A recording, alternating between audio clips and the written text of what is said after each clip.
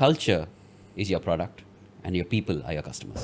Softwares have good user experiences, and organizations with people have org experiences. Your internal happiness index is as important as your CSAT score. Doctor Strange's multiverse. If you're going to be the hero in every single scenario, your system is kind of broken.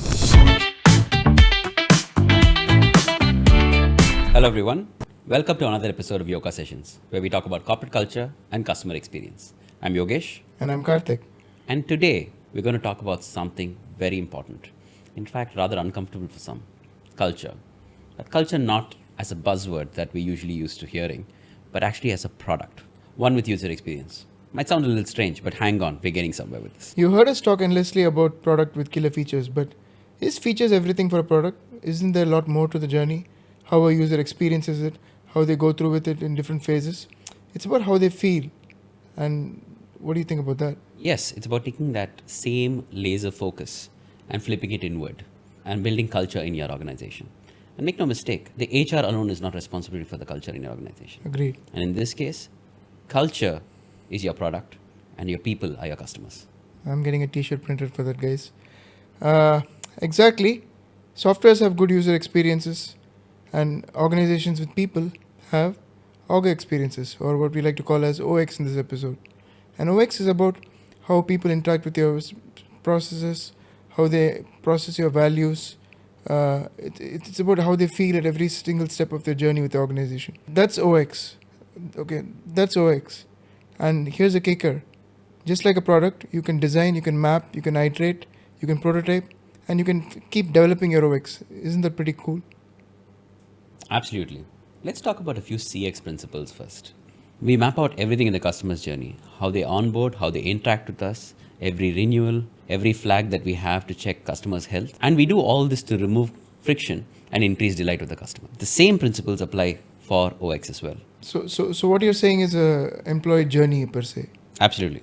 And that's very often a blind spot. Like think of scenarios like a clunky onboarding process, or a feedback system that really feels like a black hole, or And employees get stuck. It's very real. yeah, and rewards recognition that kind of fall flat. These are all symptoms of broken UX for internal users. Yeah, it's like a bad onboarding in an app. Would you accept it very conveniently? Absolutely not. When there are no clear paths, frustration builds. And when the frustration builds, attrition increases. And that's a big organization problem. True, and the undeniable truth is when your employees are facing friction and poor OX, that effect eventually transcends to your customers. That's not anecdotal. Companies with amazing CX principles for OX have seen phenomenal results. Lower attrition, higher retention, which technically means that your employee is all the more engaged and we spend less time hiring folks, right? And good OX is why good people stick around. This also boosts productivity. Now picture your team that is fully engaged. 20% is a lot for any company. This is something that we all have to be aiming for. And it's just not that. This often results in the outcomes as well.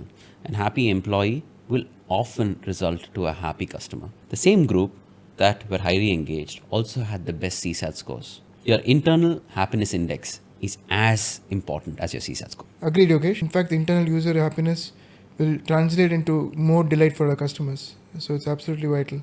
And this is a huge untapped opportunity. According to Gallup's recent report, about 23% of the global workforce is considered highly engaged. Imagine what you could do if you were able to get everybody else on the same plate. Let's get our hands dirty into real life scenarios. I once had 4 people from my team ask me for the same approval at 4 different times in the day. That's not culture, that's just chaos. And eventually this just leads to exhaustion, right? So fixing this was my first priority at the time. Totally agree with you.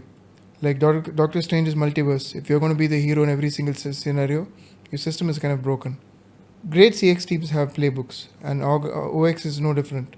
Organizations need to have playbooks, whether it is for PTOs, conflict resolution, rewards and recognition. It's no different. Playbooks are essential. Yes. So how do we actually start doing this? Let's just break that down for you. And a simple product, in a familiar product development cycle. Map, prototype, measure, and iterate. Straightforward, right? Let's dive into map, where we start off with robust research. It's about mapping the entire org experience and getting the journeys right. What does day 0 look like? What does day 1 look like? What are the 30, 60, 90 day milestones for an employee? How are they? How are the probations converted into full time? What is the performance management systems in place? What are the informal cadences? What are the formal cadences? Everything, right? This needs to be mapped end to end, and that is an integral step in starting for this journey. Once you map the process and journeys, look at friction. Spot areas that are causing stress. Is it the onboarding? Is there a feedback system that's not working? Are certain types of meetings energy drainers? Are certain cadences not working? Where are people in this journey feeling disengaged?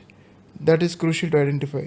And tools like empathy maps for different segments of employees, depending on which part of the OX they are on, are excellent tools or excellent mechanisms for identifying friction and eventually solving for them. That increases the OX. And that can be very insightful. Once you've mapped the current state and identified the problem set, it's time to start prototyping. From a prototyping standpoint, you don't have to change everything overnight. Take a sample group of people and test out a process improvement. Start scaling that, and that should be a measure.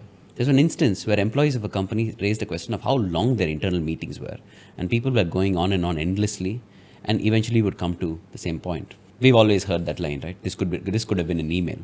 Sometimes when it can't be an email and has to be a meeting, and you need to reduce the time, this company got this innovative way. I don't know how practical it is today in most offices, but that company did it, and I'm sure it was a startup, is whenever they called it plank meetings. So whenever someone spoke, they had to be in that plank position. This led to shorter conversation and definitely stronger abs. Yeah, right? core competencies. Absolute core competencies. What this did for them was reduce an hour-long meeting to 15 minutes. What started off as a fun game eventually became a norm in that company. I don't know if they're still doing it, but what a great start. But not every company can do that. I, for one, have tried out a few myself. There are certain days of the week that I don't have internal meetings, or there are certain times in your calendar that you put in as focus time. This focus time can also include the entire team just coming in brainstorming about one idea and talking about that one idea alone. This experiment actually had amazing results for me. Right? We scaled it into larger parts of the team, but think of scenarios like this or options like this that you can try within your organization to build that culture. And of course, just like product features, orgs cannot just ship cultural initiatives just like that. You need to measure the impact. And this is where data comes into play. Every prototype that is done org-wide needs to be measured. Beyond your annual surveys and ENPS and engagement data, you'll have to marry it with insights from, say, attrition rates, like ratings, so in some cases even absenteeism, right? It all should make sense. Absolutely. And finally, crucially, iterate. Because culture, it's an ever-evolving document, we put it that way. If something didn't work, it just didn't work for you, right? And that's okay. Iterate. See, maybe your no meeting Wednesdays didn't work out. Maybe your business needs something different. Try out something new. Listen to feedback from your team. Make adjustments. Redeploy. And this is a continuous process. You need everyone to also be thinking on these lines, to be open to coming and telling you to change a few things. And this has a snowball effect on other parameters in terms of how they share feedback with you as well. There's a larger benefit to this, but you will see it only when you experience it or when you give it a shot. Totally, Yogesh. And in addition to iterative feedback, I think there is an important emphasis on qualitative feedback as well. Apart from data, you need to get into regular informal focus groups. You should not miss a chance to have skip level meetings because the information sometimes gets siloed. And last but not the least, don't miss out on insights that you can get from exit interviews. Because sometimes you will get noise and signal, but there'll be some clear signals from people who speak their mind. And the best organization action on it. Because sometimes you may lose the best of employees and you won't even know what you're doing wrong. And when you introspect, you just don't want that to repeat. Agreed. And that's golden. So let's get real. Let's talk about some examples of companies that have scaled through building terrific OX. Let's talk about IBM. Phil Gilbert from IBM made a tectonic shift within the company. He embedded design thinking in thousands of employees within IBM. People were open to change, they were open to iteration, they had new rituals, and they had something called, if I'm not mistaken, created something called studios, for which allowed people to work collaboratively. IBM claimed this helped them increase their net promoter score by 20 basis points. That apart, this internal alignment is what they claimed or what they quantified as $20 billion of benefit for IBM, which was cost due to faster release dates and reduced design time and improving their sales processes as well. The next company we're looking at is IDEO, the design firm. They basically treated their employees as product squads. They had a culture of encouraging what they say creative collisions where there are flat, flexible, multidisciplinary teams working with each other, so that diversity is not just a factor of philosophy, but it's an operating model for the company. They saw excellent results where they were able to scale in with internal processes that could build a very collaborative environment. You know, I love what Airbnb also did. Very famously, they got a $2,000 annual travel card. It actually makes the employees of the company experience Airbnb as customers as well. And they also promoted live anywhere, work anywhere culture, which fit beautifully to their business ethos. Encourage new employees to have small bets for new feature releases. This improved employee stickiness, and it decreased their employee turnover by around 22%. I would say Airbnb is one of those examples which will go down in history. So one of those examples that you can quote at any time. We're talking about driving culture, hybrid work environment. This internal journey for an employee is truly inspiring. Can't agree more. In fact, some of the SaaS behemoths that are really doing well and are shining at the top, they don't have culture as a document, but it's a living product. They ensure that they have a system where people feel accountable. They emphasize autonomy and accountability and basically encourage global meetups. They're transparent with the employees on what is the performance like, what is the strategy, and employees feel very, very engaged and connected.